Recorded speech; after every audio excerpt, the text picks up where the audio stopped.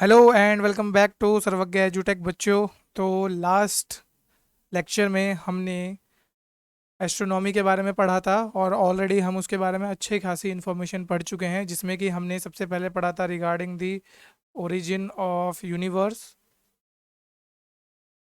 Next उसके बाद हमने पढ़ा था फॉर्मेशन ऑफ स्टार, साथ साथ हमने फॉर्मेशन ऑफ प्लैनेट्स और फॉर्मेशन ऑफ सोलर सिस्टम भी कवर कर लिया है। और इसी को पढ़ते हुए हमने कुछ बेसिक थ्योरीज के बारे में पढ़ा था, जिसमें सबसे पहली थ्योरी हमने पढ़ी थी किसकी? जरा रिकॉल करो, किसकी थ्योरी पढ़ी थी हमने? इमैनुअल कांट की, द गैसियस मास थ्योरी। और उसी में बात करी गई थी नेब्युला की। क्लियर? हालांकि मैं आपको वो सब चीज़ें अभी दोबारा दिखाऊंगा ज़रूर, और आपका एक रिवीजन भी हम करवाएंगे। तो इसमें टेंशन लेने की कोई ज़रूरत नहीं। अगर आप पहली बार ये लेक्चर देख रहे हैं तो भी कोई दिक्कत नहीं, और इससे पहले अगर आप लेक्चर देख के आए हैं तो बहुत ही बढ़िया। क्लियर? तो चलिए सबसे पहले अपना इंट्रोडक्शन दे दूं। मेरा नाम है अभिषेक पाल और मैंने यूपीएससी सिविल सर्विसेज प्रीलिम्स 2021 भी क्लियर किया है, और साथ साथ C D S F CAT मैंने बहुत बार क्लियर कर रखा है। तो चलिए हम अपने जियोग्राफी को स्टार्ट करते हैं। तो कल हमने सबसे पहले टॉपिक करे थे, ये तो क्लासिफिकेशन से, तो मैं ऑलरेडी बता चुका हूँ कि एस्ट्रोनॉमी हम पढ़ चुके हैं। पहला लेक्चर इसका कंप्लीट हो गया था, ये इसका आई थिंक सेकंड लेक्चर है, और सेकंड और लास्ट लेक्चर है। आज आपकी एस्ट्रोनॉमी क्लियर हो जाएगी। इसके बाद हम जो शुरू करेंगे दैट इज़ क्लाइमेटोलॉजी, और उसके बाद हम जियोमॉर्फोलॉजी पे शिफ्ट करेंगे, और एट द एंड हम ओशनोग्राफी कंप्लीट करके फिर सबसे लास्ट में हम फिजिकल ज्योग्राफी पे जाएंगे। क्योंकि देखिए फिजिकल ज्योग्राफी में आपको फैक्चुअल इन्फॉर्मेशंस बहुत ज़्यादा पढ़नी है। तो मेरे हिसाब से अकॉर्डिंग टू मी, अगर आप एग्ज़ाम की तैयारी कर रहे हैं तो फैक्चुअल इन्फॉर्मेशन के लिए आपको एक अलग से टाइम निकालना पड़ेगा। आप शुरुआत से भी उस पर ध्यान दे सकते हैं, या एट द एंड आप एक काम कर सकते हैं कि आप एक साथ फैक्चुअल इन्फॉर्मेशन को पढ़िए। हालांकि वो थोड़ा सा आपको ड्रेन करने वाली एक प्रोसेस हो जाएगी, बट क्या करें। जैसे कि मैं हर बार बोलता हूँ, अगर ऑफिसर बनना है तो इतनी मेहनत तो करनी पड़ेगी, क्योंकि बिना मेहनत करे आपके कंधे पे सितारे नहीं आ सकते। जो सितारे आज आसमान में है वो सितारे कभी कंधों पे होंगे। अगर ये सपना है तो मेहनत ज़रूरी है। क्लियर? तो चलिए देख लेते हैं। कल ओरिजिन ऑफ यूनिवर्स के बारे में पढ़ा था हमने, जिसमें हमने एबे जॉर्ज लेमेटर की थ्योरी के बारे में पढ़ा था, जिसने बोला था कि सिंगुलैरिटी, एक पॉइंट से आपका इतना बड़ा यूनिवर्स फैल गया था। ठीक है, इसके बारे में फिर हमने देखा था कि एक्सपेंशन ऑफ यूनिवर्स हो रहा है। ये हमें कौन बता रहा है? ये हमें बता रहे हैं हबल जी, एडविन हबल। ठीक है, एडविन हबल ने कौन सा एक्सपेरिमेंट करा था? Doppler shift experiment. और इसी को ध्यान रखना, दो नाम से बोला जाता है, एक तो रेड शिफ्ट, एक ब्लू शिफ्ट एक्सपेरिमेंट। तो ये दो नामों से आपका इस वाले एक्सपेरिमेंट को पहचाना जाता है। तो ये आपको ध्यान होगा लास्ट लेक्चर से। अगर आपने नहीं देखा है तो प्लीज़ मैं आपको रिकमेंड करूंगा कि आप लास्ट लेक्चर देखिए और तब इस सीरीज़ में आइए, क्योंकि तब आपकी क्रोनोलॉजी वाइज सब चीज़ कंप्लीट हो जाएंगे। अभी मैं उतने सही तरीके से या उतने एक्सप्लेनेशन से आपको नहीं पढ़ा सकता जितना मैंने आपको लास्ट लेक्चर में पढ़ा दिया है। खैर, उसके बाद हमने थ्योरी की बात करी थी, फ्रेड होयल की थ्योरी थी। ठीक है, इस थ्योरी का नाम क्या था? अगर आपको पता है तो ज़रूर कमेंट बॉक्स में लिखें। क्लियर? अगर आप पढ़ रहे हैं और आपको पता है तो देखिए, जब तक आप इंटरेक्शन नहीं करेंगे या बोलेंगे नहीं या बताएंगे नहीं या टाइप नहीं करेंगे, आप कैसे पहचान पाएंगे कि आपको रिकॉल करना है? क्योंकि देखो, पढ़ना इंपॉर्टेंट नहीं है, इंपॉर्टेंट है रिकॉल करना एग्जाम के दिन पे। तो आगे चलते हैं हम। फिर डार्क एनर्जी के बारे में पढ़ा था, डार्क मैटर हमने पढ़ लिया, एंटी मैटर हमने पढ़ लिया, इन तीनों के बीच का डिफरेंस पढ़ा था। और फिर देखा था ग्रेविटेशनल वेव्स के बारे में, ग्रेविटेशनल लेंसिंग हमने देख ली थी किस तरीके से होती है। क्लियर? गैलेक्सीज के बारे में पढ़ा था, हमारी गैलेक्सी कैसी है, कितने टाइप की गैलेक्सीज होती हैं। क्लियर? हमने लास्ट टाइम मैंने आपको बताया था जो हमारी मिल्की वे है वो किस तरह की गैलेक्सी है, वो एक स्पाइरल गैलेक्सी है। तो ये आप लोगों को ध्यान रखना है। फॉर्मेशन ऑफ अर्थ, इसके बारे में कुछ थ्योरीज थी जो हम ऑलरेडी पढ़ चुके थे। इमैनुअल कांट की थ्योरी 1755 में जो लाई गई थी, इसमें नेब्युला की बात करी गई थी जो अभी तक लिया जा रहा है। इसके बाद लैप्लेसे की थ्योरी आई थी, जिन्होंने रिवाइज करी थी कांट की थ्योरी को ही। ये हम ऑलरेडी पढ़ चुके हैं। नहीं याद है, नहीं समझ आ रहा है कि क्या चल रहा है ये, तो पिछली वीडियो देखो जाके। क्लियर? नेक्स्ट फॉर्मेशन के बारे में पढ़ा था, टाइडल हाइपोथेसिस। ये भी हमने हाइपोथेसिस पढ़ ली थी। फिर फॉर्मेशन ऑफ स्टार देखा था। क्लियर? स्टार में हमने ये सारी चीज़ें पढ़ी थी कि प्रोटो स्टार क्या होता है, रेड जाइंट क्या होता है, रेड सुपर जाइंट क्या होता है, प्लेनेटरी नेब्यूला, सुपरनोवा। फिर वाइट ड्वार्फ कब बनेगा, ब्राउन ड्वार्फ कब बनेगा, ब्लैक ड्वार्फ कब बनेगा, न्यूट्रॉन स्टार कब बनेगा, ब्लैक होल कब बनेगा। ये सब हम पढ़ चुके हैं। फॉर्मेशन ऑफ प्लैनेट्स हमने देख लिया था, क्या क्राइटेरिया है, ठीक है। नेक्स्ट सोलर सिस्टम के बारे में हमने पढ़ा था, सोलर सिस्टम कैसे बना था, अर्थ की फॉर्मेशन कब बनी थी, किस तरीके से बनी थी, मून की फॉर्मेशन के बारे में हमने पढ़ा था, प्लैनेट्स, प्लैनेट्स इन inner planets, outer circle planets क्या क्या होते हैं, क्या क्या नाम है उनके, ये कुछ उनके बारे में क्लासिफिकेशन हमने देखा था। मून्स देखे थे हमने, मार्स के कितने मून्स हैं, क्लियर। मून के बारे में पढ़ा था, मून को कितना टाइम लगता है, टाइडली लॉक होने का मतलब क्या है। अगर आपको नहीं पता है टाइडली लॉक होने का मतलब, तो ये बहुत ही इंपॉर्टेंट कॉन्सेप्ट है, आपको आई थिंक पता होना चाहिए अगर आप एग्जाम की तैयारी कर रहे हैं। तो बताइए क्या होता है टाइडली लॉक होने का मतलब। देखो जिन्होंने वीडियो देखी होगी मैं डैम श्योर हूँ उनको तो पता होगा, जो ये पहली बार ये वीडियो देख रहे हैं वो शायद कंफ्यूज हो सकते हैं, क्लियर।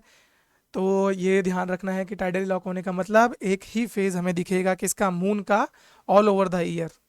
तो ये ध्यान रखना है। फिर इसके लिए बिग स्प्लैट थ्योरी थी, फॉर्मेशन कैसे हुआ था ये सब देख चुके हैं। वीनस के बारे में हमने पढ़ लिया था, वीनस को मॉर्निंग स्टार भी बोला जाता है, क्लियर। ये सेकंड ब्राइटेस्ट ऑब्जेक्ट होता है in the night, in the night की बात कर रहा हूँ मैं, ठीक है। अगर आप अभी भी जाके देखेंगे, मैं अभी भी आपको डैम श्योर बोल रहा हूँ, अगर आप आज भी देखेंगे तो मून और मून के जस्ट ऊपर एक बिल्कुल स्ट्रेट लाइन में देखेंगे तो जो वीनस होगा वो सबसे ज़्यादा चमक रहा होगा, क्लियर, क्योंकि इस समय वो सबसे ज़्यादा विजिबल होता है हमको।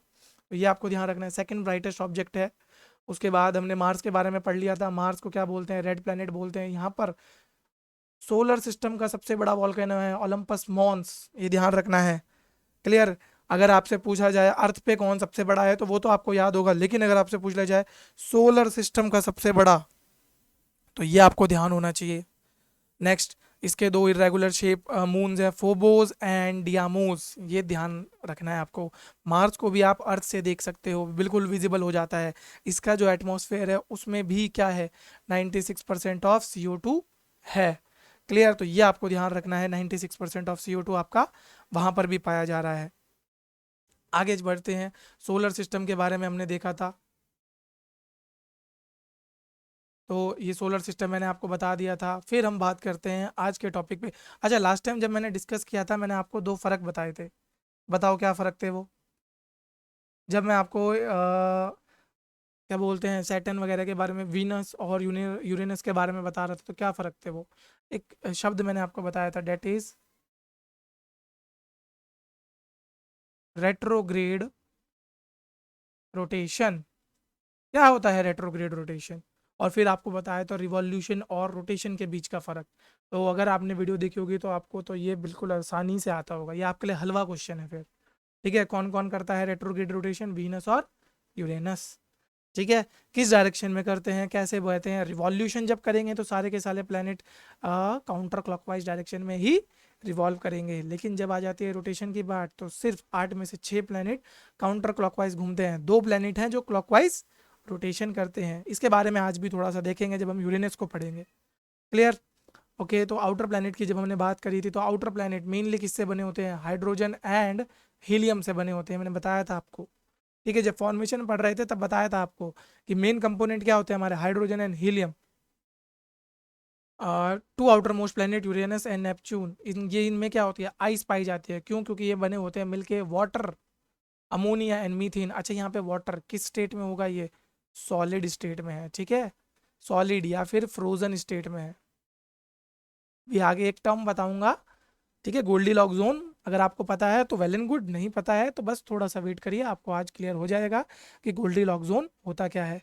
तो यूरेनस एंड नेपच्यून आपके आइसी प्लैनेट्स भी कहे जाते हैं, क्यों कहे जाते हैं, क्योंकि इन पे वाटर, अमोनिया और मीथेन पाया जाता है, और ये क्या होते हैं, एक फ्रीजिंग पॉइंट से नीचे होते हैं, तो फ्रोजन तरीके से वहाँ पे आपके पाए जा रहे हैं। नेक्स्ट, सभी के सभी जितने भी हमारे आउटर प्लैनेट्स हैं उनके पास रिंग है, लेकिन अगर आप बोलें कि आपको अर्थ से जो विजिबल हो पाती है वो सिर्फ सैटर्न की रिंग्स है जो विजिबल हो पाएंगी, जुपिटर, यूरेनस, नेपच्यून, इनकी रिंग्स हमें उतने अच्छे तौर पे विजिबल नहीं होती, क्लियर। तो इस तरीके से आप देख सकते हैं, ये जब आप यहाँ पे देखेंगे तो ये हो गया आपका Jupiter, this is Saturn, Neptune and Uranus. Next हम बात कर लेते हैं जुपिटर के बारे में। ये क्या होता है, लिक्विडी मटेरियल से बना होता है, मोस्टली गैसियस फॉर्म में होता है, इस पर कोई सॉलिड सरफेस नहीं होती। हालांकि अगर आप इसके मून की बात करोगे, कौन सा था इसका सबसे बड़ा मून, कल बताया था, बताओ बताओ, याद करो याद करो, क्या है वो मून जो सबसे बड़ी नेचुरल सैटेलाइट भी है। पूरे सोलर सिस्टम की।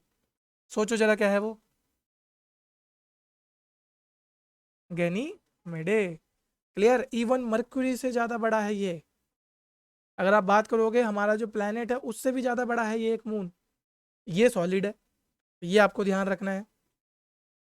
Next, Ganymede the biggest moon of Jupiter is the largest satellite in the solar system.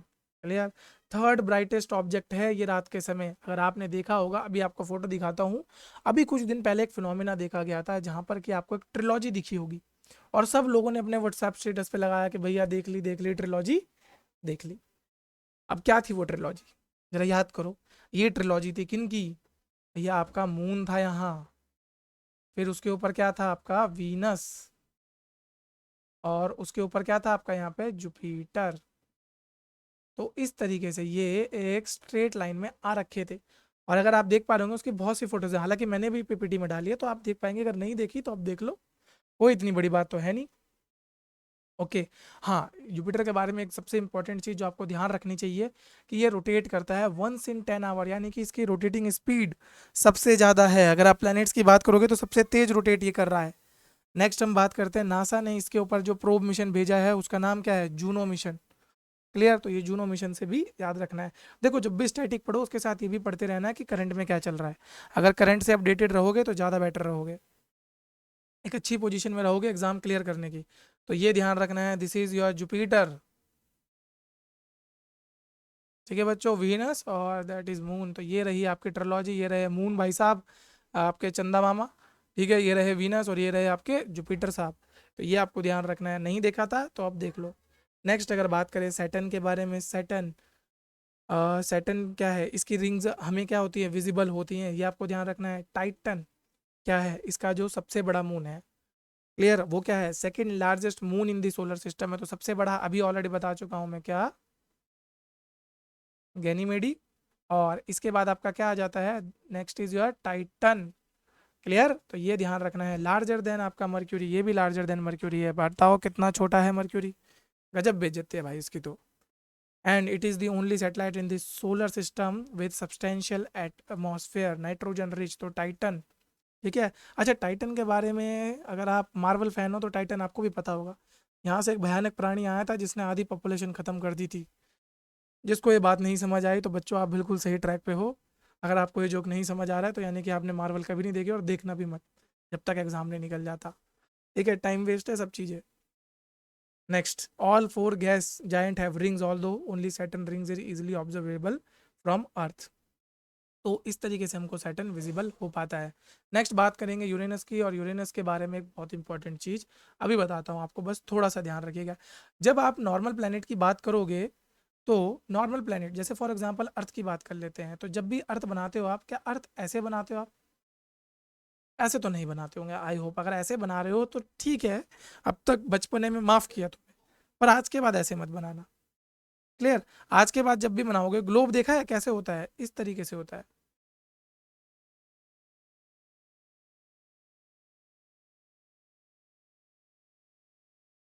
इस तरीके से आपको क्या करके रखना है, ये टिल्ट होता है, अपने एक्सिस पे टिल्ट होता है। अगर यहाँ से निकालोगे तो ये एंगल कितना आता है, 23/2 डिग्री सेल्सियस, ओ सॉरी सेल्सियस बोल रहा हूँ, हाँ माफ़ करिएगा, सेल्सियस नहीं होगा यहाँ पे, 23 डिग्री का यहाँ पे एंगल होगा।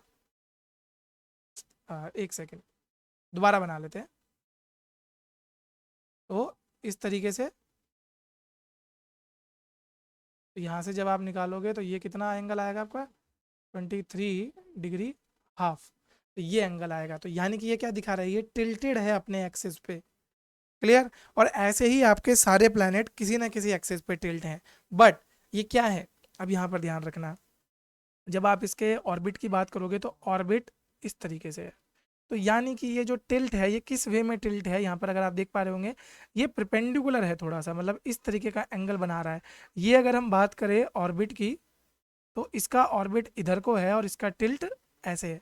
तो ये सर्टेन एंगल बना रहा है इसके बीच में, और ऐसे ही सारे प्लेनेट बना रहे हैं। तो यानी कि हम ये बोल सकते हैं कि ये क्या है, ऑर्बिट से थोड़ा सा अपराइट वे में है।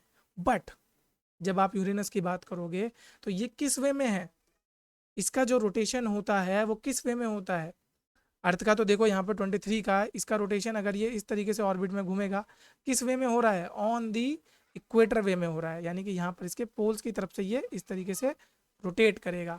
लेकिन जब आप यूरेनस की बात करोगे तो ये अपने इक्वेटर पे ऐसे रोटेट करेगा, देख रहे हो। Uranus is tipped and spin on its both side, that is axis of rotation lies in the parallel plane of orbit। तो घूमेगा भी ऐसे ही और रोटेट भी ऐसे करेगा। इतना सा समझ आया? बताओ इतना सा समझ आया कि नहीं आया? अगर नहीं आया तो दोबारा समझ, रिवाइंड करो फटाफट, रिवाइंड करो दोबारा, ठीक है, और दोबारा समझ के आ गए हो।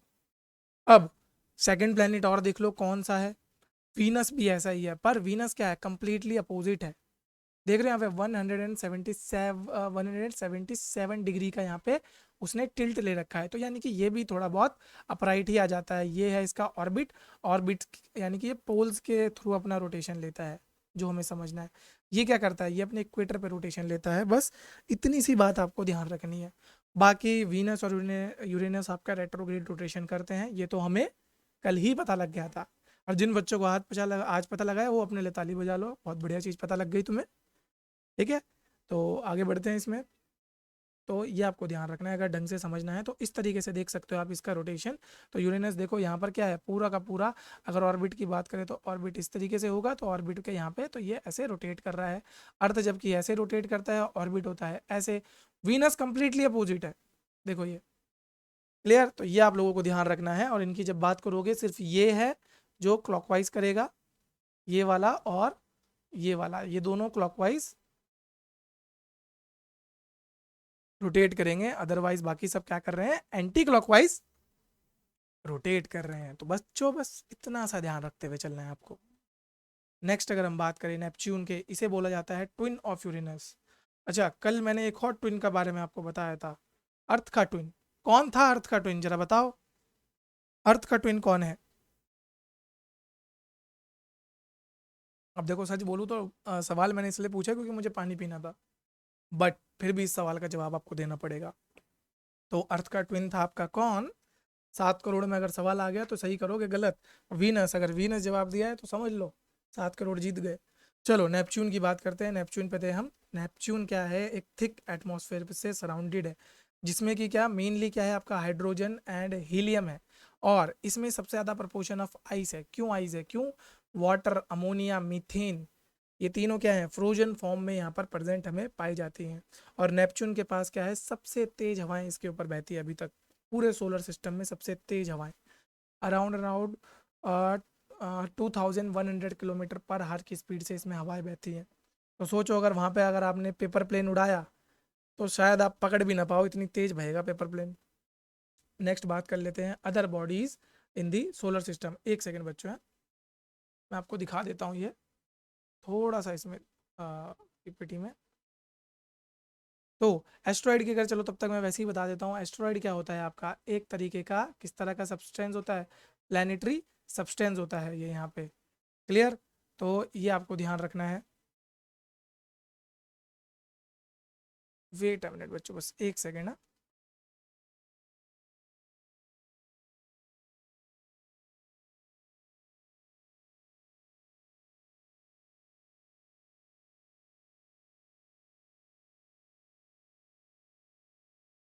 ओके नाउ ये विजिबल हो जाएगा आपको, एक सेकेंड। यस, अब आपको विजिबल हो पा रहा होगा एस्ट्रॉयड। तो एस्ट्रॉयड क्या होते हैं, these are the remains of planetary formation, यानी कि ये वो रिमेन्स हैं जो प्लानट बनते बनते रह गए, यानी कि या फिर प्लानट बनने की फॉर्मेशन में जो डेब्री निकला था उसको बोलते हैं हम एस्ट्रॉयड। और ये मेनली आपके किस जगह पे प्रेजेंट है, ये मार्स और जुपिटर के बीच में आपके प्रेजेंट है, क्लियर। और ये आपको ध्यान रखना है कि ये भी प्लैनेट बनने वाले थे पर ये प्लैनेट नहीं बन पाए। क्यों नहीं बन पाए, क्योंकि मार्स और जुपिटर के ग्रेविटेशनल पुल ने इन्हें क्या कर दिया, एक साथ जुड़ने नहीं दिया। क्योंकि कल जब हम फॉर्मेशन की बात कर रहे थे तो हमने क्या बोला था कि एक सर्टेन जोन में वो जाएंगे और वहां पर जाके वो ठंडे होंगे तो वो रोटेट करना स्टार्ट करेंगे। बट रोटेशन को काउंटर कौन कर दे रहा था, यहाँ पर रोटेशन को काउंटर किसने कर दिया, यहाँ पे gravitational pull of Jupiter and Mars ने उसके रोटेशन को काउंटर किया और वो फॉल अपार्ट कर गए। क्लियर। सभी जितने भी एस्ट्रॉइड होते हैं except Ceres are classified as small solar system bodies. अब जब आप एस्ट्रॉइड की बात करोगे तो ये तीन तरीके के होते हैं, सी टाइप, एस टाइप और एम टाइप। सी टाइप क्या होते हैं? सी टाइप वो एस्ट्रॉइड होते हैं जिनके अंदर भर भर के कार्बन होता है। क्लियर। एस टाइप वो होते हैं जिनके अंदर क्या होता है? जिनके अंदर सिलिकेट्स होता है। और आपके एम टाइप वो होते हैं जिनके अंदर मेटेलिक मिनरल होता है। तो इस तरीके का कुछ आपका क्या पाया जाता है? आपका एस्टेरॉइड पाया जाता है। तो ये आपको ध्यान रखते हुए चलना है। नेक्स्ट अगर हम बात करें इंपॉर्टेंट एस्टेरॉइड एंड एक्सोप्लैनेट्स, पढ़ लो, एग्जाम में आएगा पक्का। यहाँ से 3-4 मिशन लेके आया हूँ, करंट से रिलेटेड है, और गारंटेड आपको एक ना एक एग्जाम में दिखेगा ज़रूर। चलो देख लेते हैं। सबसे पहले लास्ट टाइम भी बताया था, डीडी मॉस पढ़ लेना भैया। पढ़ के आए हो? नहीं पढ़ के आए? अब देखो सामने तो बैठे नहीं हो, नहीं तो अगर पढ़ के नहीं आए होते तो तब तो क्लास से भगा देते। बट ये तो यूट्यूब है, ऑनलाइन है, कैसे भगाएं? पर चलो कोई बात नहीं, ठीक है, तो भगाते नहीं हैं बट प्यार से समझा देते हैं आपकी बार कि पढ़ लेना बच्चा। नहीं पढ़ोगे तुम्हारा नुकसान है, हमारा क्या है, हम तो वीडियो डालेंगे डालेंगे। तो यहाँ पर ध्यान रखना है, double Didymos asteroid DART mission. Mainly क्या है ये, देखो नासा ने एक मिशन निकाला है। अब क्यों निकाला है? क्योंकि अगर आप बात करें अर्थ की तो ये देखा गया कि अर्थ के आसपास ना ये खतरा देखा गया है कि कुछ ये एस्टेरॉइड है, जो ये डिडीमॉस है ना, ये दो हैं, डिडीमॉस ए और डिडीमॉस बी। इनमें से जो एक है डिडीमॉस बी, उसमें से ये देखा जा रहा है कि ये खतरा बन सकता है अर्थ के लिए नियर फ्यूचर में, कि ये अर्थ की तरफ ये आ रहा है, और अगर हमने इसको नहीं रोका तो ये अर्थ को तबाह कर देगा। क्लियर। जैसे कि मैंने लास्ट टाइम आपको बताया था, एक क्रेटर ने पूरा डायनासोर की प्रजाति खत्म कर दी थी। कहाँ पर है वो क्रेटर? बताओ कहाँ पर है वो क्रेटर? सिर्फ कंट्री का नाम बता दो, बस कंट्री का नाम याद कर लो। लास्ट ही लेक्चर की बात है, याद आया? सोचो सोचो जरा, याद आया? नहीं याद आया?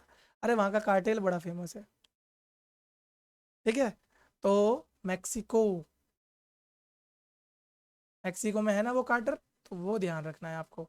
तो ये जो बी है, ये डीडीमॉस बी है, ये कभी नियर फ्यूचर में अर्थ को टकरा सकता है और अर्थ के लिए ये खतरा पोज कर सकता है। तो उसीलिए हमने बनाया क्या, डार्ट मिशन। अब इसमें देखो नासा क्या करेगा, यहाँ से एक सैटेलाइट को भेजेगा, रॉकेट को भेजेगा, उससे फिर वो सैटेलाइट यहाँ जाएगी, इसके ऊपर बैठेगी। क्लियर। इस तरीके से मान के चलते हैं, और यहाँ एक्सप्लोजन करेगी, न्यूक्लियर एक्सप्लोजन करेगी, बहुत बड़े बड़े एक्सप्लोजन करेगी, ताकि अगर फॉर एग्जांपल इसकी ट्रेजेक्टरी ऐसे थी तो इसकी ट्रेजेक्टरी थोड़ी सी बदल जाए और ये अर्थ से बच के निकल जाए। तो इस तरीके से समझ रहे हो। डीडी मॉस बी पे हम जाएंगे, यहाँ देख पा रहे होंगे, डीडी मॉस बी पे जाएंगे, बैठेंगे, और ये जो यहाँ पे अर्थ की तरफ आ रहा था, इसकी ट्रेजेक्टरी बदल जाएगी, और फिर इसका जो ऑर्बिट है वो चेंज हो जाएगा, फिर अर्थ पे नहीं आएगा। क्लियर। नेक्स्ट चल लेते हैं, साइकी 16। ये भी बताया था क्या है ये। अच्छा, जब ये आया था ना, पूरे मतलब ये लगा लो पूरा का पूरा आपका जो सोशल मीडिया है वो भर गया था कि भैया पूरे अर्थ की सोने की प्रॉब्लम खत्म हो जाएगी। सोना मतलब स्लीपिंग, नो सोना, वैसा सोना नहीं, क्योंकि तुम एस्पिरेंट हो, तुम्हारी ज़िंदगी में तो सोना होना ही नहीं चाहिए, गोल्ड वाला सोना। ठीक है, मम्मियों के पास होता है ना गोल्ड वाला सोना, कान के कुंडल होते हैं, तो उसकी, क्योंकि ये एक ऐसा आपका एस्टेरॉइड है जो कि मेटलिक है, यानी कि ये किस तरह का है, ये एम टाइप एस्टेरॉइड है, इसीलिए पीछे फर्क बताया आपको, एम टाइप एस्टेरॉइड है ये। ठीक है। इस पे आपका डिफरेंट रेयर अर्थ मेटल्स मिलेंगे, मेटल अलग अलग मेटल्स मिलेंगे, गोल्ड मिलेगा, और इसकी जो टोटल वर्थ बताई जा रही है तो देख लो, 10,000 क्वाड्रिलियन US डॉलर। इतना महंगा है, सोचो कितना ही महंगा है। इतना महंगा तो आई डोंट थिंक सो अर्थ पे कुछ और अभी है। नेक्स्ट इसमें देख लेते हैं हम केपलर 16b। केपलर 16b क्या है आपका? ये एक एक्सो प्लैनेट है जो कि बात करी गई थी, कुछ टाइम पहले न्यूज़ में आया था, और ये क्या बताया जा रहा था कि ये बिल्कुल अर्थ की तरह है, सिमिलर लाइक अर्थ, जो कि एक केपलर गैलेक्सी, केपलर आपका वहाँ पे सन है, उसके गोल्डी लॉक जोन में आता है। अभी आगे बात करेंगे what is Goldilocks zone, मैंने 2 बार इस टर्म को भूल दिया है, पर समझाया नहीं है, अभी आगे बताऊंगा। ठीक है, आगे इसके लिए स्लाइड अलग से बनाएंगे तो वहां पर समझाऊंगा। सेम ऐसे ही वाई जी सेटी बी, ये भी एक एक्सो है, शायद ये एग्जाम में आ जाए। केपलर 16b ऑलरेडी एग्जाम में आ चुका है, तो इसी के रेफरेंस पे YG-CT-b भी आ सकता है। ये एक एक्सो है जो एक रेड ड्वार्फ सन को रोटेट कर रहा है, और अगर आपने लास्ट लेक्चर देखा है तो आपके लिए बहुत हलवा हो जाएगा ये सवाल कि रेड ड्वार्फ सन होता क्या है। ठीक है, तो ज़रा मेरे बहुत ही प्यारे प्यारे बच्चों, बता दो क्या होता है रेड ड्वार्फ सन। क्लियर? तो ये आपको ध्यान रखना है। नेक्स्ट अगर हम इसमें देखें, इस तरीके का है आपका ये साइकी 16, ये है साइकी 16 एस्ट्रॉइड, और इसी के ऊपर भेजा जा रहा है आपका क्या, साइकी 16 मिशन। क्लियर? देख पा रहे होंगे पूरा मेटल ही मेटल है। इस सब मेटल को अगर हम ले आए अर्थ पे, तो हमारी जितनी भी मेटलर्जी वाली इंडस्ट्रीज हैं उन सब का ले तो बल्ले बल्ले हो जाएगी। नेक्स्ट गोल्डी लॉक जोन, चलो भैया जिस चीज़ का वेट था वो तो आ ही गया। गोल्डी लॉक जोन पढ़ेंगे, बहुत इंपॉर्टेंट टॉपिक है, इसलिए सर ने 2 बार इसका जिक्र कर दिया है। चलो, ये क्या होता है, ये हैबिटेबल जोन होता है। अगर मैं बोलूँ आप लक्की हो इस सोलर सिस्टम में, जिस सोलर सिस्टम में आप हो लक्की हो, ये अर्थ हमारा गोल्डी लॉक जोन में आ गया। ठीक है, गोल्डी लॉक जोन में नहीं होता तो ये हैबिटेबल जोन नहीं होता। अब हैबिटेबल जोन होने का मतलब क्या, ये उस जोन में आता है जहां पर आपका वाटर लिक्विड स्टेट में रह सकता है। क्लियर? अभी बताया मैंने आपको, नेपच्यून एंड यूरेनस में आपका जो वाटर है वो किस स्टेट में है, वो आइसी स्टेट में है। क्लियर? लेकिन अर्थ में आपका जो वाटर है वो लिक्विड स्टेट में पाया जा रहा है। तो ये ध्यान रखना, ये सब दया है किसकी, गोल्डीलॉक जोन की। तो भगवान का शुक्र मनाओ, हाथ जोड़ो कि हम गोल्डीलॉक जोन में आते हैं। क्लियर? तो ध्यान रखना है बस इतना कि Goldilock zone is a habitable zone, जहाँ पे ना तो ज़्यादा गर्म होता है ना ज़्यादा ठंडा होता है, और वहाँ पर जो वाटर होता है वो लिक्विड स्टेट में आपका अवेलेबल हो जाता है। क्योंकि अगर आप बात करें मर्क्यूरी में, तो मर्क्यूरी के आसपास इतना ज़्यादा सोलर रेडिएशन होगा कि वहाँ पे वाटर लिक्विड फॉर्म में हो ही नहीं सकता, वहाँ स्टीम में हो सकता है। क्लियर? और जहाँ अगर नेपच्यून की बात करें तो वहाँ पर इतना ठंडा है कि वहाँ पर भी वाटर लिक्विड फॉर्म में नहीं हो सकता, वहाँ आइस की फॉर्म में। तो ये आपको ध्यान रखना है, this is your habitable zone. Too hot, too cold, just right. Clear? Earth is in right position, तो ये आपको ध्यान रखना है। कॉमेट्स की बात कर लेते हैं, एस्ट्रॉइड पढ़ लिया हमने, कॉमेट्स की बात करते हैं। कॉमेट्स क्या होते हैं, these are the icy small bodies. ठीक है, एस्ट्रॉइड का ध्यान रखना है। कैसे होते हैं, 3 तरह के होते हैं, C type, M type, S type. ये क्या होते हैं, ये आईसी मटेरियल होते हैं, यानी कि ये बर्फ़ के बने होते हैं।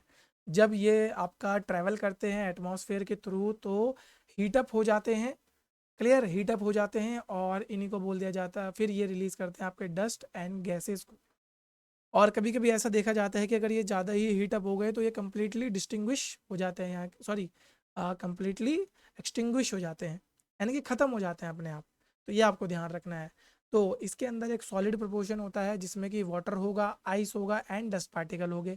जब ये सन के आसपास से निकलेगा तो ये क्या होगा, अपना मटेरियल छोड़ता हुआ जाएगा, और एक पॉइंट ऐसा आएगा कि ये डिसअपियर हो जाएगा। क्लियर? अब अगर हम बात करें इसके ऑर्बिट की, तो यहाँ पर ध्यान रखना, जब आप बात करते हो किसी प्लैनेट की तो उसका ऑर्बिट किस तरीके का होता है। फॉर एग्जांपल मान लेते हैं ये हमारा सन है, ठीक है, तो इसका ऑर्बिट होता है ऐसा इलेप्टिकल। ठीक है, एक प्लैनेट का, चलो अर्थ की बात कर लेते हैं। लेकिन जैसे ही आप कॉमेट की बात करोगे तो कॉमेट का इस तरीके का नहीं होगा, कॉमेट का एक हाईली इलेप्टिकल होगा। देख पा रहे हो, इस तरीके से बहुत ज़्यादा हाईली इलेप्टिकल होगा यहाँ पे। तो आपके कॉमेट्स को भी 2 पार्ट में डिवाइड किया गया है, some are short period comets, some are longer period comets. Clear? जिनको आने में ज़्यादा टाइम लगता है उन्हें लॉन्ग पीरियड कॉमेट्स हम बोल देते हैं सिंपली। कॉमेट्स के बारे में आपको ध्यान रखना है, एक कॉमेट है हेलीज कॉमेट, जो कि अर्थ के आसपास हर 76 ईयर्स में आ जाता है। लास्ट टाइम हमने इसको देखा था 1986 में। तो चलो अब बता दो थोड़ा सा कैलकुलेट करके कि अगली बार हम कब देखेंगे, क्योंकि सी ए पी एफ में देखो थोड़ी बहुत मैथ्स तो आएगी। अब मैं मैथ्स तो नहीं पढ़ा रहा हूँ लेकिन फिर भी प्रिपरेशन कराएंगे, पूरी होलसम प्रिपरेशन कराएंगे बच्चों, टेंशन मत लो आप।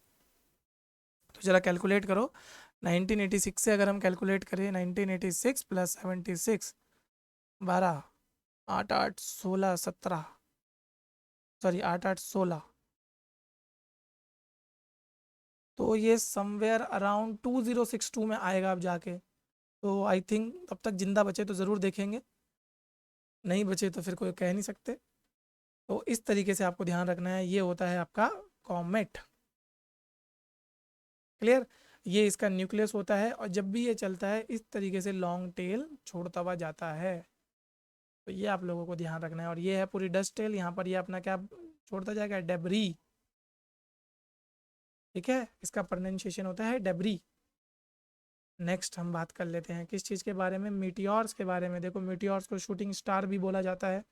फिर इसमें भी तीन तरीके से होते हैं मीटियोर्स। मीटियोराइट, ढंग से सुनो, मीटियोराइट और मीटियोरॉइड। अब होता क्या है, क्लियर? तो ये आपको अच्छे से ध्यान रखते हुए चलना है। तो मीटियोर्स क्या होता है, मीटियोर्स होते हैं हमारे शूटिंग स्टार्स। तो ये आपको ध्यान रखना है। अब मीटियोर्स यानी कि जब आपने देखा होगा आसमान में इस तरीके से आपके कुछ रॉकी मटेरियल्स ट्रैवल करे, तो इस तरीके से वो करते हैं। शूटिंग स्टार्स तो देखे होंगे, जैसे ही देखते होंगे बिल्कुल एकदम से विश मांगते होंगे कि भगवान ऑफिसर बना दे, भगवान आईपीएस बना दे, भगवान लेफ्टिनेंट बना दे, भगवान असिस्टेंट कमांडेंट बना दे, है ना? तो वही आपका क्या कहलाया जाता है, मीटियोर कहलाया जाता है। अब मीटियोर राइट क्या होता है? देखो मीटियोर होता है जब वो अर्थ के एटमॉस्फेयर में घूम रहा होगा। देख लेते हैं एक बार पूरा, अच्छे से बताऊंगा, हालांकि आगे पीपीटी में था इसका। तो ये हो गई अर्थ, और ये हो गया अर्थ का एटमॉस्फियर। यहाँ पर बस एक सेकंड, ये हो गया अर्थ का एटमॉस्फेयर। अब यहाँ पर समझो, अगर कोई मीटियोर आ रहा है और वो अर्थ के एटमॉस्फेयर में ऐसे घूम रहा है, तो इसको बोल देंगे हम मीटियोर। क्लियर? तो ये ऐसे घूमेगा। अब मीटियोर राइट क्या होता है, ये देख लेते हैं। मीटियोराइट क्या होता है? मीटियोराइट यानी कि वो मीटियोर जो अर्थ के एटमॉस्फेयर को क्रॉस करके और अर्थ की सरफेस पे पहुंचने में कामयाब हो जाता है, that is called your meteorite. Clear? यहाँ पे आके क्रेटर बना देगा। और नेक्स्ट इज मीटियोरॉइड, जो आपका अर्थ के एटमॉस्फेयर में नहीं आ पाता, बाहर ही बाहर घूमता रहता है, दैट इज मीटियोरॉइड। क्लियर बच्चों? तो ये आपको ध्यान रखना है, doesn't able to enter the Earth atmosphere. तो ये ध्यान रखना है आपको। नेक्स्ट बात कर लेते हैं अगले, मीटियोर क्रेटर। ठीक है, मीटियोर का crater, when meteor enter the earth atmosphere and fall on the earth surface it create crater. Clear? जैसे ही मीटियोर अंडर आएगा वो क्रेटर बना देगा, large depression. Largest meteor crater हमारा कहाँ पाया जाता है? एरिजोना में, एरिजोना यूएसए। क्लियर? ध्यान से याद रखना। अच्छा सॉरी, मैं थोड़ा सा कंफ्यूज हो गया था। अब पढ़ाना था मुझे आपको वो वाला जो डायनासोर जिससे एक्सटिंक्ट हुए थे। तो अब सुन लो, ये है वो। अब इसका प्रोनाउंसिएशन मैं नहीं कर पा रहा हूँ, अपने अपने हिसाब से प्रोनाउंसिएशन मुझे भेज देना। आप जो भी प्रोनाउंस करना चाहो अपने हिसाब से पढ़ लो। ये कहाँ पाया जाता है आपका? मैक्सिकन पेनिसुला में पाया जाता है। इसने एंटायर पॉपुलेशन ऑफ डायनासोर को क्या कर दिया था? वाइप कर दिया था। तो ये ध्यान रखना है आपको। तो इस तरीके का आपका क्रेटर बनता है यहाँ पर। तो ध्यान रखना, यहाँ पर आके टकराया होगा, अब देखो ऐसा गड्ढा हो गया। अच्छा, ऐसे ही कुछ गड्ढे इंडिया में भी पाए जाते हैं, ये मत समझना इंडिया में नहीं पाए जा रहे हैं। ऐसे ही कुछ गड्ढे इंडिया में भी पाए जाते हैं आपके। तो देख लेते हैं इंडिया में कहाँ कहाँ पे कौन कौन से पाए जाते हैं। सबसे पहला है लुनार लेक इन महाराष्ट्र, धाला क्रेटर इन मध्य प्रदेश, रामगढ़ क्रेटर इन राजस्थान। और सिर्फ यही तीन हैं जो मीटेरोइड क्रेटर हैं इंडिया में। तो ये आप लोगों को ध्यान रखते हुए चलना है, ज़्यादा कंफ्यूज नहीं होना इसमें। नेक्स्ट बात कर लेते हैं केपलर लॉ। देखो यहाँ से आपका आ जाता है एस्ट्रोनॉमी का एक इम्पॉर्टेंट टॉपिक। तो चलो अभी तक जो भी हमने पढ़ा उसको थोड़ा सा रिवाइज कर लो, और मेरे को ज़रा 2 सेकंड दो, मैं पानी पी लेता हूँ, उसके बाद आपको केपलर लॉ समझाऊंगा।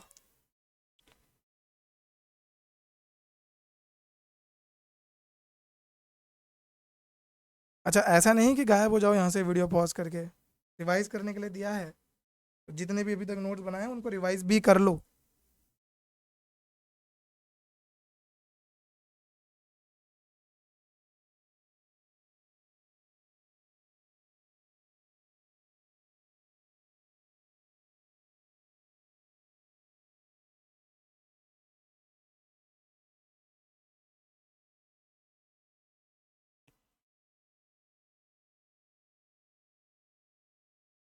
ओके बच्चों, तो चलो केपलर लॉ पढ़ लेते हैं। पानी वानी पी लिया? ज़्यादा देर तो नहीं हुई अभी पढ़ाते पढ़ाते? चलो नेक्स्ट केपलर लॉ की बात करेंगे। अब देखो यहाँ पर वैसे तो केपलर ने 3 लॉ दिए थे, बट आपके एग्ज़ाम में मोस्टली 2 लॉ फेमस हैं। ठीक है, हालांकि थर्ड लॉ भी है, बट हमें पढ़ने 2 ही लॉ हैं।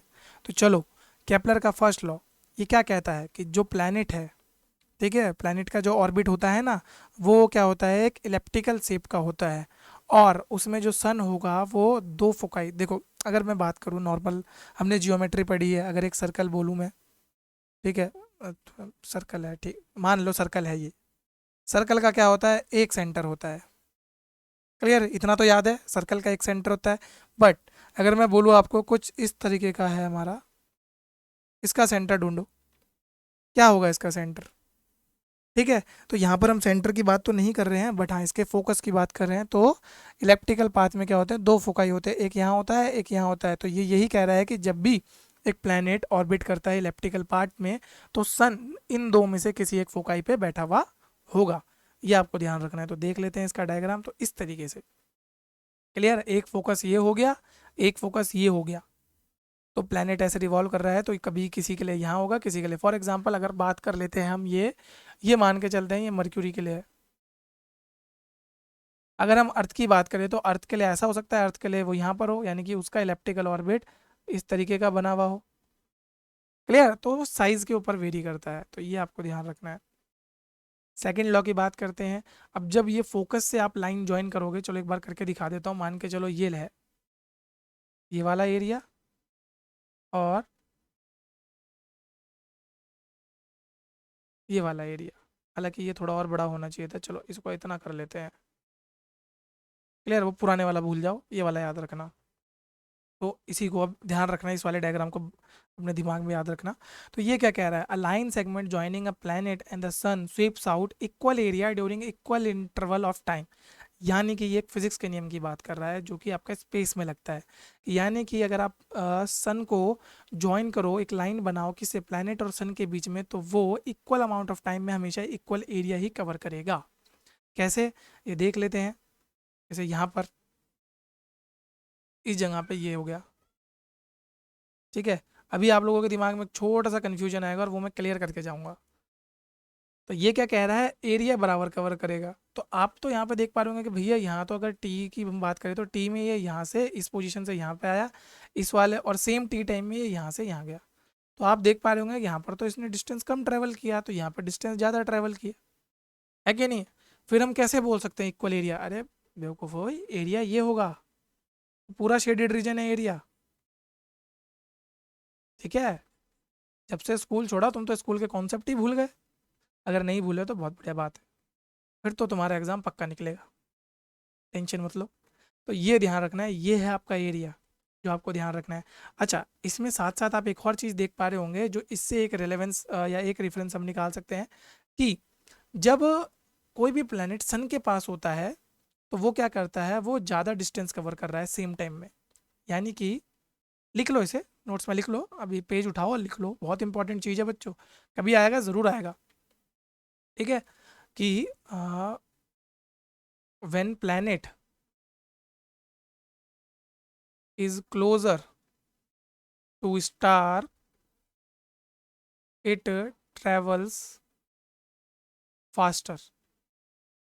और सेम इसका वाइसे वर्सा कर देना, when planet is farther to the star, it travel slower.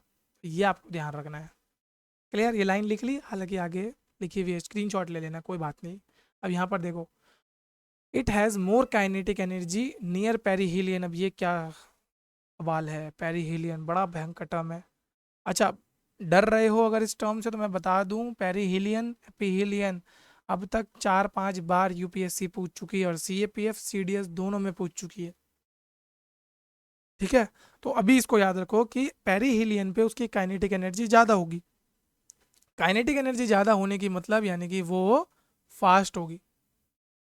तो अगर पिछले अभी जो मैंने रिलेवेंस आपको बताया था, रेफरेंस निकाला था, तो ऑलरेडी समझ गए होंगे पेरीहिलियन क्या होगा। ठीक है, और less kinetic energy near aphelion implies more speed at perihelion and less speed at aphelion. तो अब मेरे हिसाब से तो तुम इतने स्मार्ट हो कि तुमने गेस कर लिया है पेरीहिलियन कौन सी पोजीशन है। चलो फिर भी सोचो कौन सी पोजीशन होगी। अब नहीं पता है और अभी भी नहीं समझ आ रहा है, तो जानने के लिए देखते रहें थोड़ा सा टाइम, और तब आपको ये क्लियर हो जाएगा। In simple word, speed of the planet increases at it is near the sun. समझ आया? पेरीहिलियन कौन सी पोजीशन होगी, जब वो सन के बिल्कुल पास होगी, और and decreases at it recedes from the sun. Clear, तो आगे देख लेते हैं। ये वाला जो मैं बता रहा था, एरिया का पास होगी तो ज़्यादा, मतलब पास होगी तो डिस्टेंस ज़्यादा कवर करेगा, पर एरिया इक्वल रहेगा। A1 is equal to A2, दिख रहा है यहाँ पे, A1 is equal to A2। हाँ, बस इसमें ये जो D1 होगा, D1 is not equal to D2, T is equal to T तो यहाँ पे होगा ही। क्लियर? तो ये ध्यान रख लेना है। और ये तो ऑब्वियस होगा कि D1 हमेशा क्या होगा, बड़ा होगा D2 से, तो ये ध्यान रखना है। चलो आगे चलते हैं। डिस्टेंस बिटवीन अर्थ एंड सन। अब ये आपको सोचना है कि कौन से महीने में अर्थ और सन के बीच का डिस्टेंस सबसे कम होगा। सोचो, लॉजिक लगाओ, तुक्का मारो, कुछ भी करो, बट सोचो। देखो, एक एज अ टीचर ये मेरी रिस्पॉन्सिबिलिटी है कि मैं आपको उस पॉइंट तक लेके जाऊं जहां आप सोचना शुरू करो। क्योंकि एग्ज़ाम में यूपीएससी के बारे में बच्चों एक चीज़ ध्यान रख लेना, वहाँ पे आप जो पढ़ के जाओगे ना वो 40% आपको दिखेगा। बाकी आपको वहाँ लॉजिक लगाने हैं, अपना दिमाग लगाना है, इधर उधर की बातें सोचनी है, रेफरेंस लगाने। तो यूपीएससी की अगर आप प्रिपरेशन कर रहे हो और उसमें यूपीएससी का कोई भी एग्ज़ाम हो, इसमें कोई फ़र्क नहीं है कि आप सीडीएस दे रहे हो, सीएपीएफ दे रहे हो या सिविल सर्विसेज दे रहे हो, आपको दिमाग लगाना पड़ेगा on the day of examination. तो सोचो कौन से मंथ में होगा। और मैं जहाँ तक गेस कर पा रहा हूँ, आप लोगों के दिमाग में एक चीज़, एक लॉजिक चल रहा होगा। अगर आपके भी दिमाग में वो लॉजिक चल रहा है तो कमेंट में यस जरूर लिख देना। आप लोग सोच रहे होंगे, देखो अर्थ पे गर्मी सबसे ज़्यादा कब होती है? जून के महीने में, है ना? जून के महीने में गर्मी सबसे ज़्यादा होती है। और तो यानी कि लॉजिक लगाएं तो जून के महीने में अर्थ और सन सबसे क्लोज होंगे। बस यहीं तो धोखा खा गए तुम। देखो, जनवरी के महीने में अर्थ और सन सबसे क्लोज होते हैं, जुलाई के महीने में सबसे दूर होते हैं हम। यानी कि जनवरी का महीना कैसा होता है? पेरीहीलियन होता है। सॉरी। और ये वाला महीना क्या होता है? एपीहीलियन होता है। तो ये आपको ध्यान रखना है। चलो, पेरीजी एपोजी देखो, पेरीहीलियन मैंने बता दिया। आगे भी है वैसे इसके बारे में, तो पेरीजी एपोजी पेरीहीलियन और एपीहीलियन के बारे में फ़र्क बता देता हूँ। क्यों? सीडीएस में पूछा हुआ है, ये दोनों एक साथ पूछे थे। पेरीजी और एपीजी एपोजी हम कब यूज़ करेंगे? जब बात होगी प्लैनेट एंड सैटेलाइट के बीच में। अब यहाँ पर नेचुरल सैटेलाइट भी हो सकती है, आर्टिफिशियल सैटेलाइट भी हो सकती है, कोई दिक्कत नहीं। पेरीहीलियन और एपीहीलियन टर्म कब यूज होंगे? जब बात होगी in reference to sun and planets. Confusion clear? कोई दिक्कत तो नहीं? कोई दिक्कत है रिवाइंड कर लो, क्योंकि मुझे पता है मैंने सही बता दिया है। अब आपको अगर नहीं समझ आए एक बारी में तो जस्ट थोड़ा सा रिवाइंड कर लो, आपको समझ आ जाएगा दोबारा सुनने में। कभी कभी होता है ना एकदम से नहीं समझ पाते, तो जस्ट रिवाइंड करो और समझ आ जाएगा। तो most satellite orbit the earth in elliptical pattern. जहाँ पे जो फारदेस्ट पॉइंट होगा, क्लियर, उसे हम बोलते हैं अपोजी। फारदेस्ट पॉइंट यानी कि सबसे दूर का पॉइंट। और when satellite is at its closest point it is known as at perigee. Clear? तो ध्यान रख लेना है। हालांकि अगर आपको नहीं याद रहने का है तो मैं एक ट्रिक बता देता हूँ, हालांकि ये मेरी पर्सनल ट्रिक है, मैंने कहीं से नहीं देखी है, खुद बनाई थी। पहला पहला शब्द देखो इसका बस और ध्यान लगाओ। पेरी, पी, पास। अब ये इंग्लिश में पास लिख रहा हूँ, लेकिन ये हिंदी वाला पास है कि मेरे पास। ठीक है? तो पास पास खाया होगा सबने, तो ये पास पास वाला ही पास है। तो जो पास है वो होगा क्या? पेरीजी। और एपोजी कैसे करेंगे? फार। फार, फार में ए आता है ना, तो बस एपोजी कुछ भी याद रख लो, पास पास या फार, जो तुम्हारे को ट्रिक्स सूट कर जाए। मैंने तो दोनों बता दी। नेक्स्ट। अब अगर आप केपलर लॉ की माने तो केपलर के सेकंड लॉ के हिसाब से जो सैटेलाइट है वो फास्टेस्ट होंगी कहाँ पे? पेरीजी पे। और स्लोवेस्ट होंगी कहाँ पे? एपोजी पे। क्लियर? तो ये आप लोगों को ध्यान रख लेना है। ये अर्थ है, ये मून है, पेरीजी का डिस्टेंस देख लो, एपोजी का डिस्टेंस देख लो, दोनों डाले हैं मैंने। Next, perihelion aphelion same point in reference to sun and their respective planets. तो सेम वही बात होगी कि फर्देस्ट पॉइंट पे क्या होगा? एपीहेलियन, और आपका जो क्लोजेस्ट पॉइंट होगा वो होगा पेरीहेलियन। ठीक है? पेरीहेलियन पे फास्टेस्ट होगी, एपीहेलियन पे स्लोवेस्ट होगी। थोड़ा सा आराम से समझ लो, दोबारा बताता हूँ। पेरीहेलियन पास यानी कि क्लोज होगी, क्लोज पे ज़्यादा एरिया बराबर कवर करना है हमें तो तेज ट्रैवल करेगी। क्लियर? और एपीहिलियन में सेम एरिया कवर करना है, दूर है, तो इसलिए स्लो चलेगी थोड़ा सा। तो ये आपको ध्यान रख लेना है। तो ये आप देख सकते हो कब कब है आपका और जो आपका पेरिहिलियन पड़ता है वो आपका कहाँ पड़ता है, 3 जनवरी को पड़ता है, और ये 3 जुलाई को। बाकी ये इक्विनॉक्स वगैरह हम आगे भी पढ़ेंगे, बट फिर भी समझ लेते हैं क्या होता है। देखो इक्विनॉक्स का मतलब क्या होता है, समझा देता हूँ मैं आपको। 3 4 चीज़ें हैं, विंटर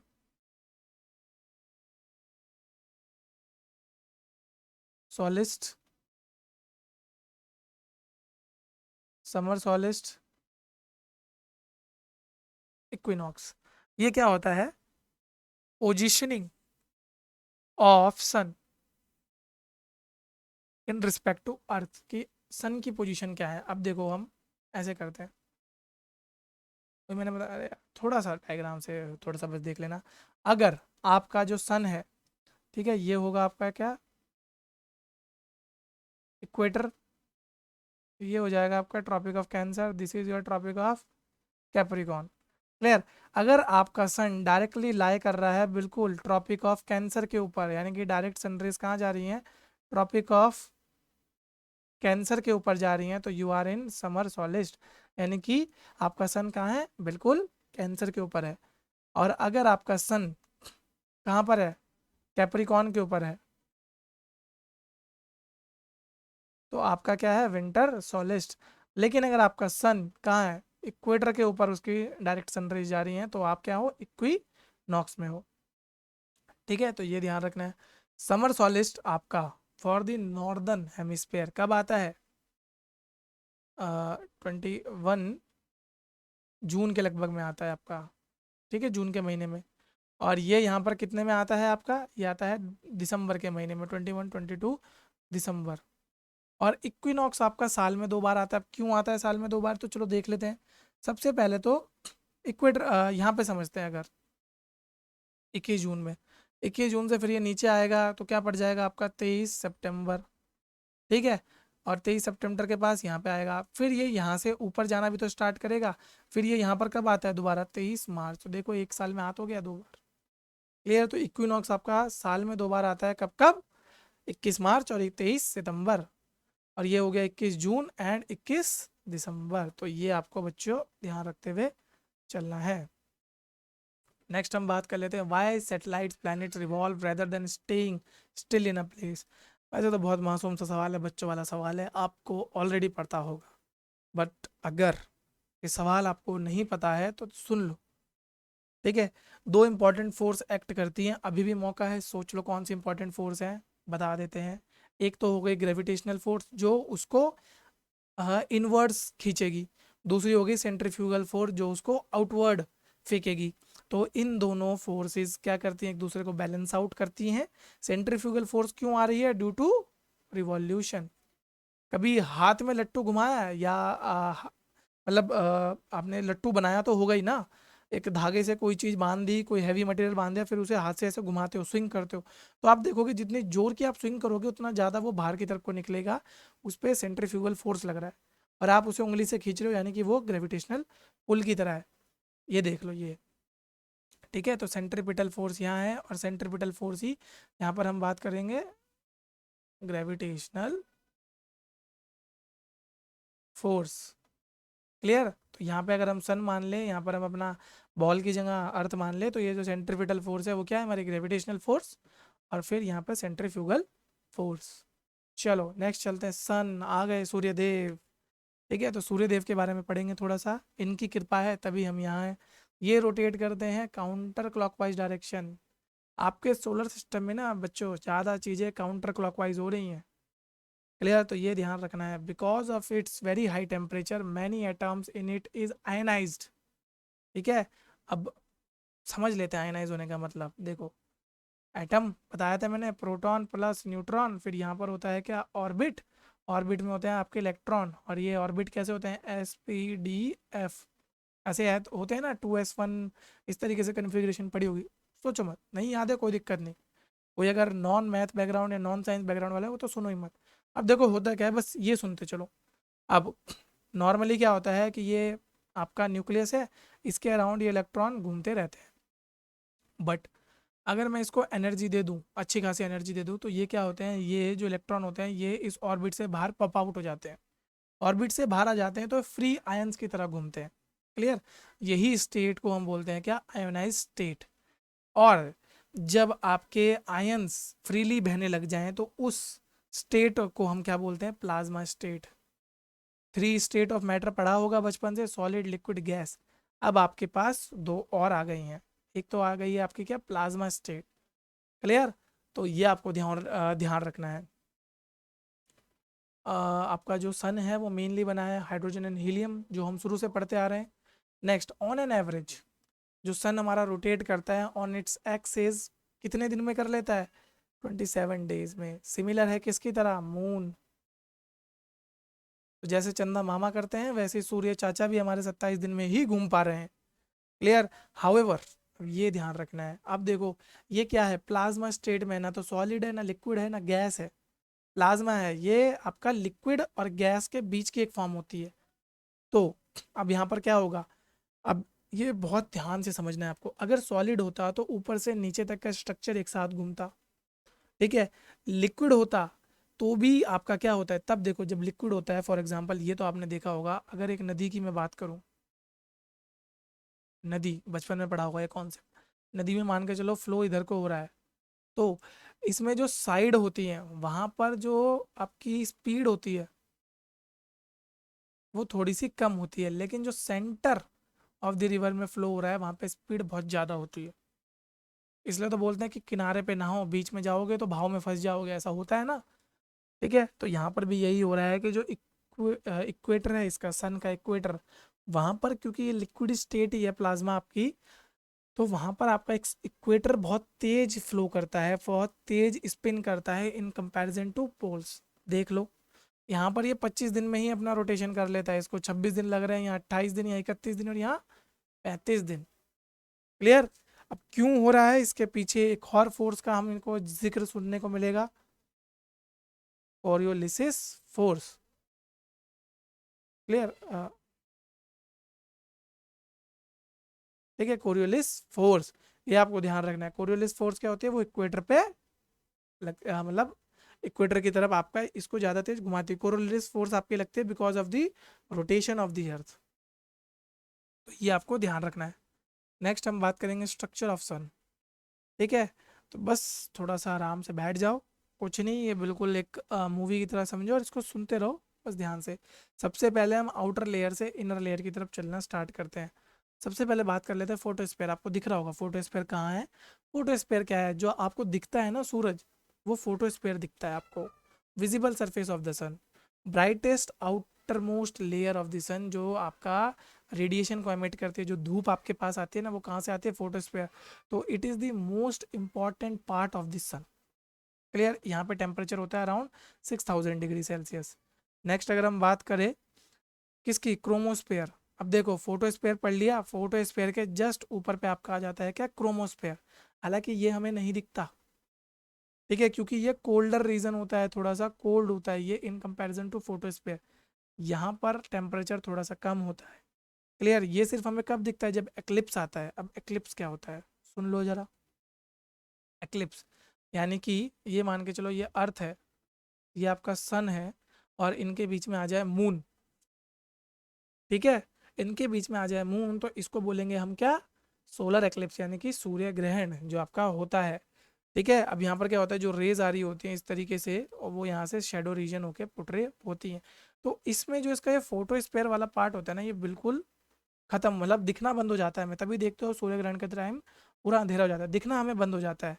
तो अब यहाँ पर होता क्या है, यहाँ आपको ध्यान रखना है। यहाँ पर फिर आपको सिर्फ क्रोमोस्फेयर विजिबली दिख पाता है। और क्रोमोस्फेयर के साथ साथ सबसे आउटर मोस्ट लेयर एक होता है कोरोना। तो देखो भैया, सूरज पे भी कोरोना पहुंच गया, बच के रहना, दोबारा आ रहा है कोरोना। ठीक है, तो ये दोनों चीजें आपकी दिखने लग जाती हैं only during the time of eclipse. इसके बाद देखो, corona outermost part of the sun is called corona and it is observed in solar eclipse. ध्यान रख लोगे ये बात, कोरोना वहां पर भी है और अर्थ पर भी है। ये वाला कोरोना फिर भी हमें नुकसान नहीं दे रहा है, पर जो अर्थ का कोरोना है थोड़ा दिक्कत है।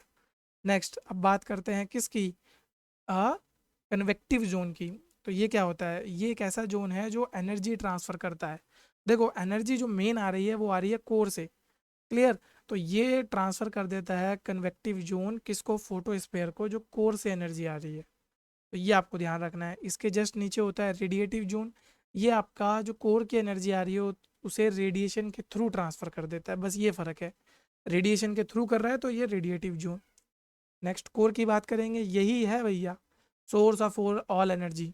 यहाँ पे टेम्परेचर बहुत ज़्यादा होता है, इतना ज़्यादा होता है कि आपका न्यूक्लियर फ्यूजन होना स्टार्ट हो जाता है यहाँ।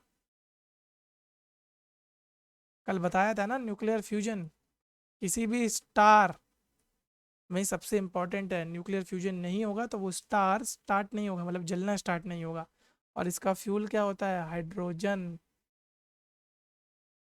ये हाइड्रोजन से क्या बनाएगा,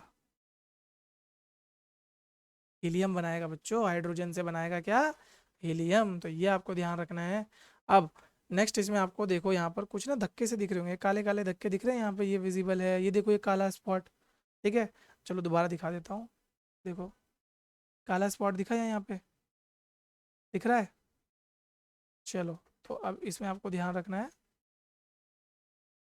एक सेकंड। हाँ, तो यहाँ पर देखो ये काला स्पॉट क्या होता है, इसे बोलते हैं हम सन स्पॉट। ये क्या है, ये एक डार्क स्पॉट आ जाता है, dark patch on the surface of sun, इसे बोलते हैं हम सन स्पॉट।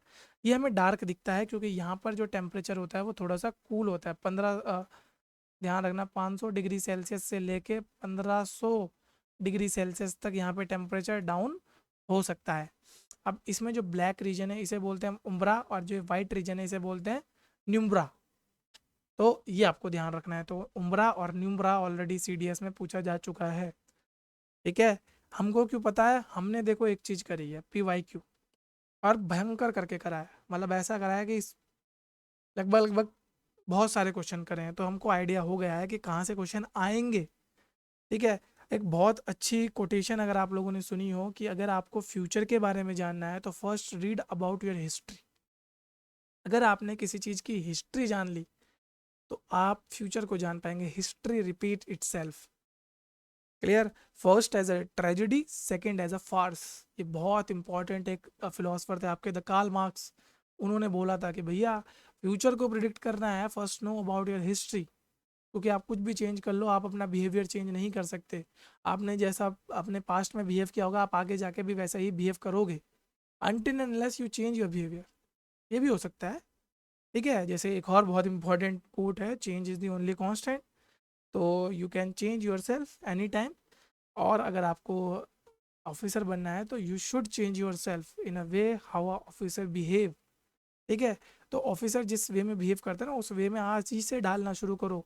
ऐसा नहीं होगा कि सीडीएस दे दिया, आंसर की चेक कर ली, नंबर अच्छे बन गए, अब तो भैया एसएसबी एकदम निकाल के आएंगे। क्यों, एसएसबी की तैयारी 5 दिन 7 दिन 10 दिन की नहीं होती, या ऑफिसर बनने की तैयारी इतने कम दिनों की नहीं होती। It's about you, about your personality. वहाँ पर आपको अपनी पर्सनैलिटी दिखानी है, ठीक है। तो वो तैयारी या तो आपकी होगी या तो आपकी नहीं होगी, तो आज ही से अपने में चेंज लाओ।